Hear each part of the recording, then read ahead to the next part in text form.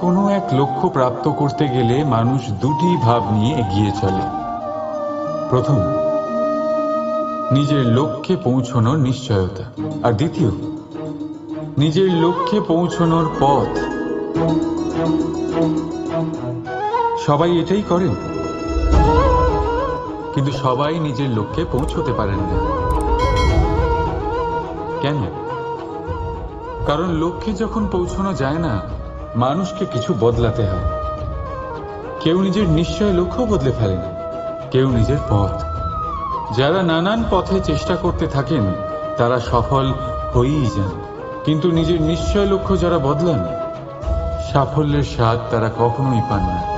তাই নিজের নিশ্চয় লক্ষ্য কখনো বদলাবেন না, কারণ নিশ্চয় লক্ষ্য হারালে পূর্ণিমার রাতেও চন্দ্রগ্রহণ দেখা যায়। নিজের নিশ্চয় লক্ষ্য বজায় রাখুন, আপনি সাফল্য অবশ্যই পাবেন। রাধা।